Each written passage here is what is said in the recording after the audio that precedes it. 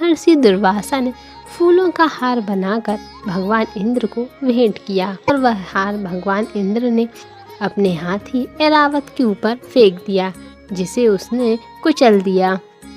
और यह सब दुर्वासा ऋषि देख रहे थे। उन्हें बहुत क्रोध आ गया और उन्होंने भगवान इंद्र को यह श्राप दे दिया कि वह ऐश्वर्य, धन और वैभव आदि से हीन हो जाएंगे। तब सभी देवता भगवान विष्णु के पास गए और उन्होंने अपनी समस्या उन्हें बताई। तब भगवान विष्णु ने उन्हें असुरों के साथ मिलकर समुद्र मंथन करने का उपाय बताया। उन्होंने कहा, समुद्र मंथन से अमृत निकलेगा, जिसे ग्रहण कर तुम अमर हो जाओगे। यह बात जब देवताओं ने असुरों को राजा बलि को बताई तो वह भी समुद्र मंथन के लिए तैयार हो गए। और फिर वासुकी नाग की नेति बनाई गई और मंदिराचल पर्वत की सहायता से समुद्र मंथन किया गया।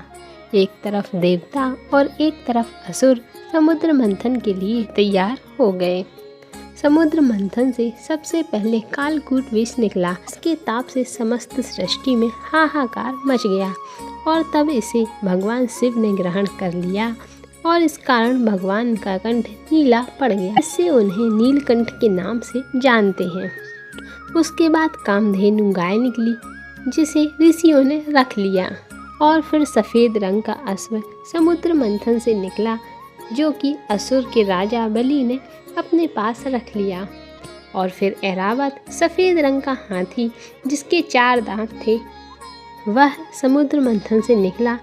उसे देवराज इंद्र ने अपना वाहन बना लिया। इसके बाद कल्प वृक्ष निकला, जिसे कल्पद्रुम या कल्पतरु भी कहा जाता है।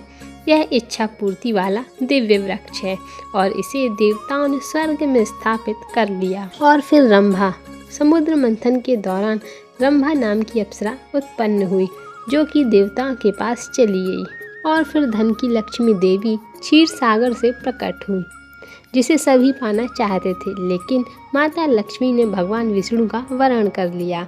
और फिर मदिरा का पान सभी दैत्यों ने कर लिया। पौराणिक कथा के अनुसार चंद्रमा की उत्पत्ति भी समुद्र मंथन से ही हुई है।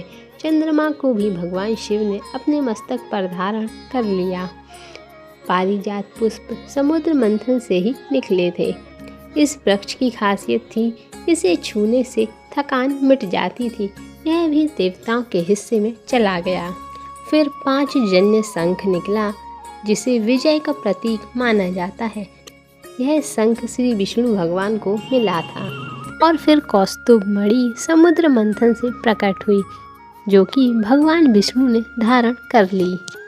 अंत में 13वें रत्न के रूप में भगवान धन्वंतरी प्रकट हुए। उनके हाथों में 14वें रत्न के रूप में अमृत कलश था। समुद्र मंथन के समय जब देवताओं और असुरों को सागर से अमृत मिल चुका था, तब देवताओं को यह